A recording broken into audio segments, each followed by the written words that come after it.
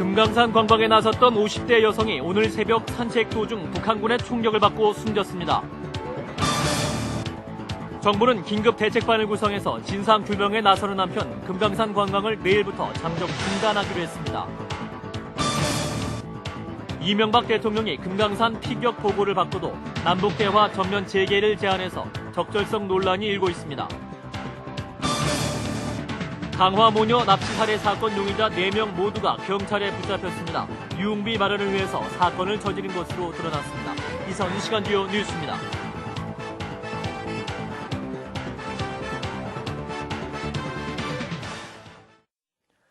여러분 안녕하십니까? 금강산 관광에 나섰던 50대 여성이 오늘 새벽 산책 도중에 북한군의 총격을 받고 숨지는 사건이 발생했습니다. 첫 소식 도성애 기자가 전해드립니다. 금강산을 방문한 여자 관광객 53살 박모 씨가 오늘 새벽 5시쯤 북한군 병사가 쏜 총에 맞아 숨졌습니다. 박 씨는 가슴과 다리에 2발의 총격을 받고 현장에서 숨진 것으로 전해졌습니다. 북측으로부터 이 같은 사실을 통보받은 현대아산 측은 오늘 오전 11시 반쯤 통일부에 사건 발생 사실을 알려왔습니다.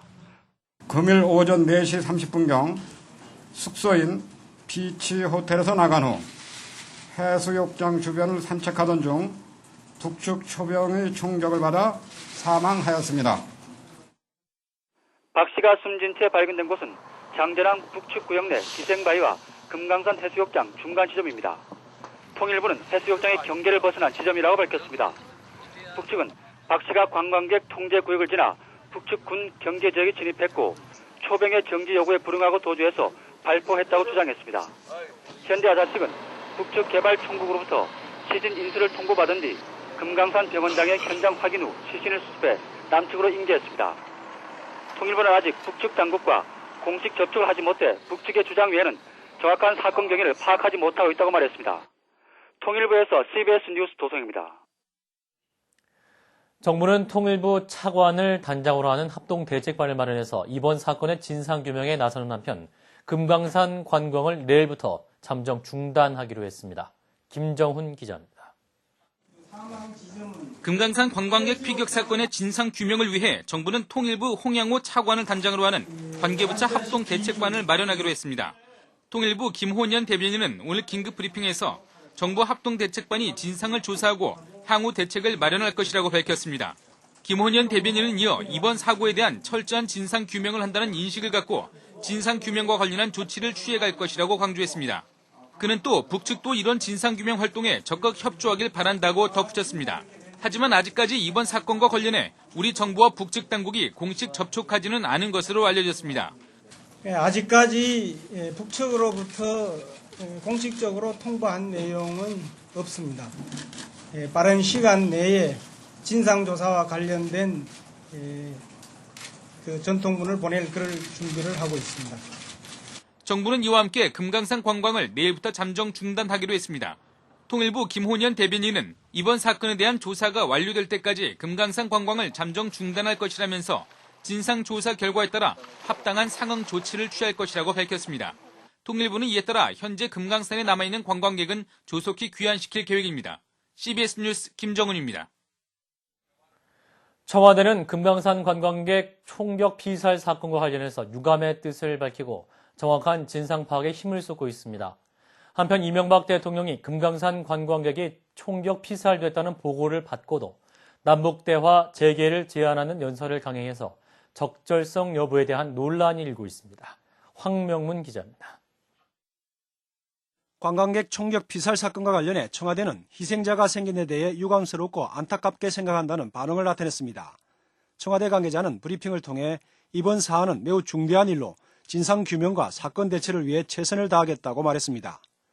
하지만 이명박 대통령이 피격 사실을 알고도 남북대화 재개 연설을 강행한 데 대해 논란이 일자 청와대는 두 개의 사안은 별개라고 선을 그었습니다.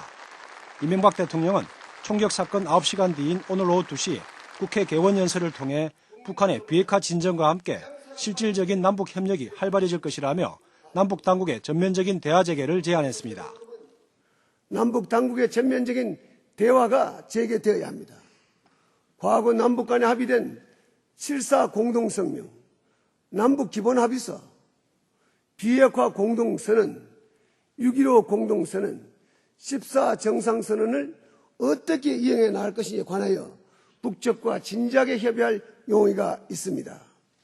이 대통령은 또 인도적 차원에서 북한 식량 지원을 재개하겠다는 뜻도 밝혔습니다.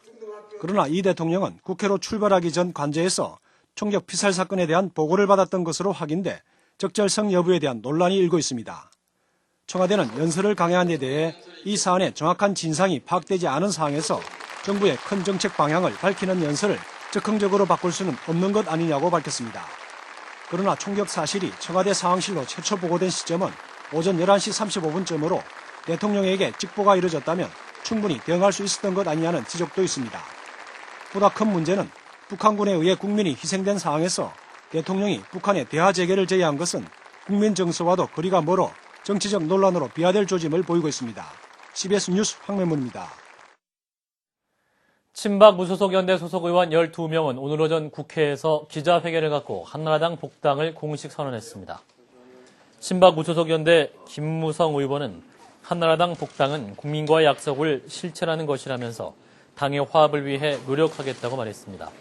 친박 무소속 연대 의원들이 한나라당으로 복당하게 되면 현재 152석인 한나라당 의석 수는 164석으로 늘게 됩니다. 강화도 모녀 납치 살인 사건은 유흥비 마련을 위해서 이웃집 청년이 친구와 후배들과 공모를 해서 저지른 것으로 밝혀졌습니다. 최선욱 기자입니다. 강화 모녀 납치 사건을 수사 중인 강화경찰서는 사건 발생 24일 만인 오늘 용의자로 26살 안모 등 4명을 붙잡아 범행 일체를 자백받았습니다.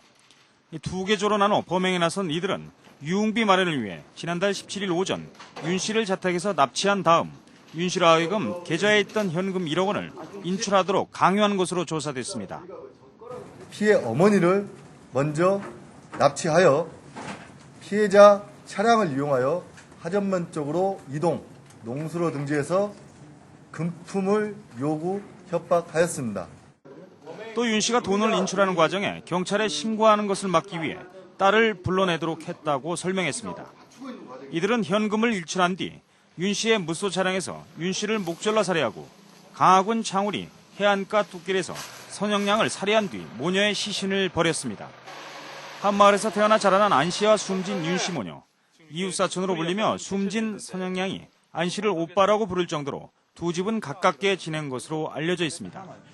안 씨는 숨진 윤 씨가 지난 4월 초 남편의 교통사고 사망보험금으로 거액을 탄 사실을 알게 되면서 범행을 실행에 옮긴 것으로 드러났습니다. 안 씨와 공범들의 휴대전화 통화 내역을 추적한 경찰은 범행 직후 안산으로 도주해 숨어있던 안 씨와 공범 연모 씨 등 4명을 차례로 검거했습니다.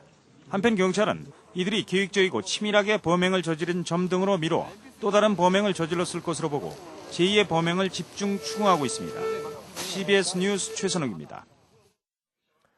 국제유가가 이란의 미사일 추가 시험 발사와 나이지리아 무장 세력의 석유 시설 공격 우려 때문에 배럴당 141달러대로 다시 급등했습니다.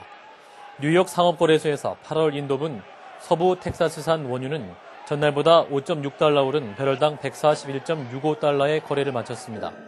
런던 ICE 선물 시장의 8월 인도분 북해산 브렌트유도 4.79달러 오른 배럴당 141.37달러를 기록했습니다.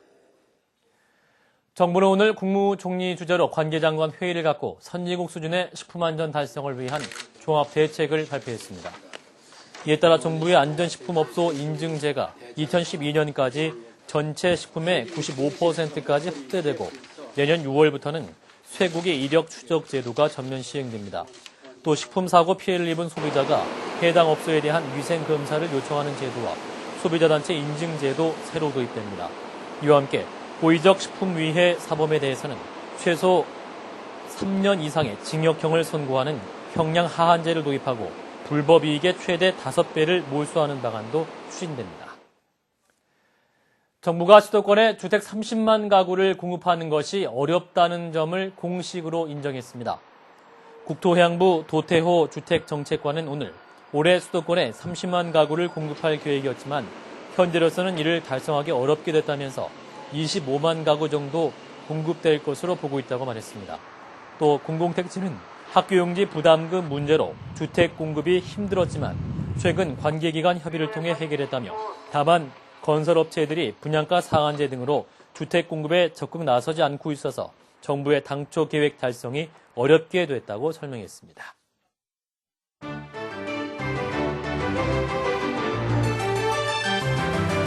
베트남 전쟁이 한창이었던 1969년, 이 비틀즈의 멤버 존 레논이 전쟁을 반대하며 작사한 가사가 있습니다. 이후 이 노래는 베트남 전쟁 시위 반대에 사용되면서 평화의 상징으로 알려지기도 했는데요. 존 레논이 직접 종이에 쓴 노래 가사가 경매에 붙여졌다고 합니다. 경매 현장으로 함께 가보시죠. 영국의 전설적인 록그룹 비틀즈 멤버 존 레논의 친필 가사가 39년 만에 경매에 붙여졌습니다.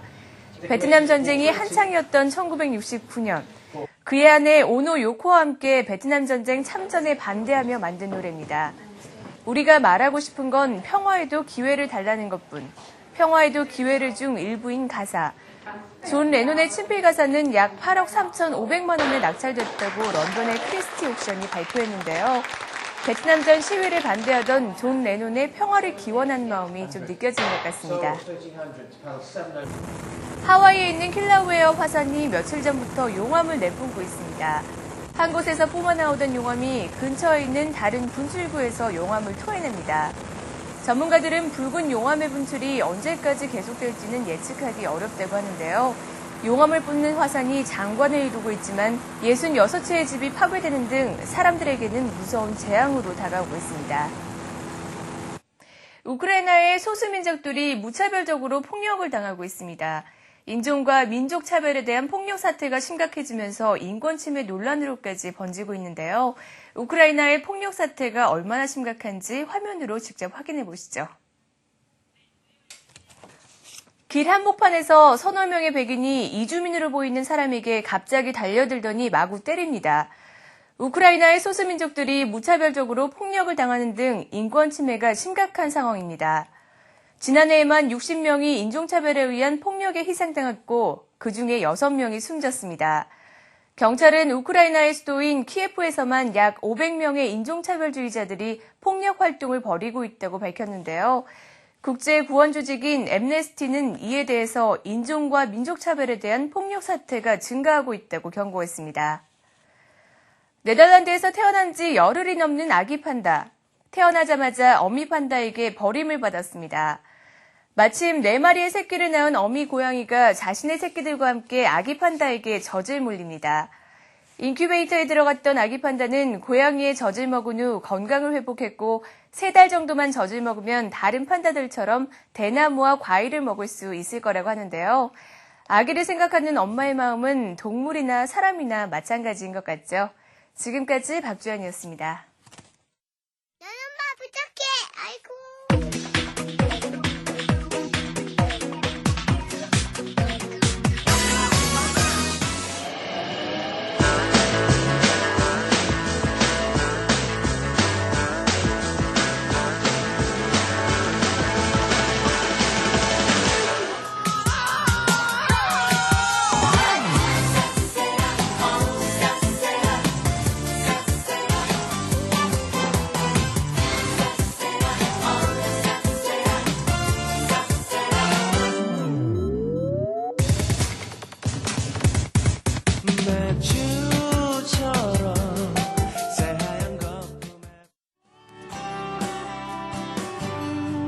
안녕하십니까.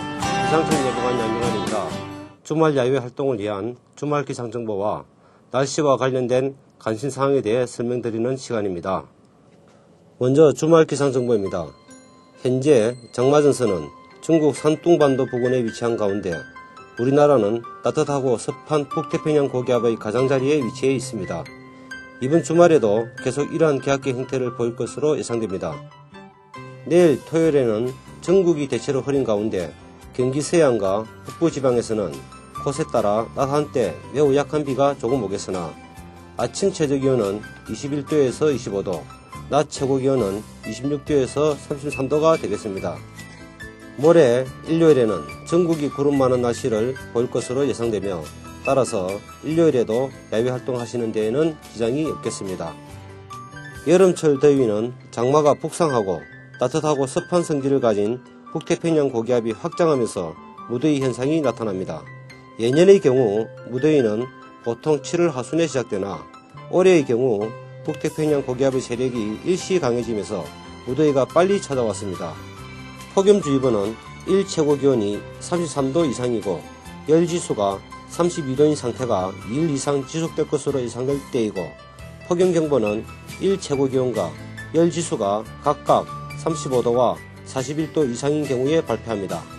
무더운 여름철을 맞아 건강관리에 각별히 유의하시기 바랍니다. 감사합니다.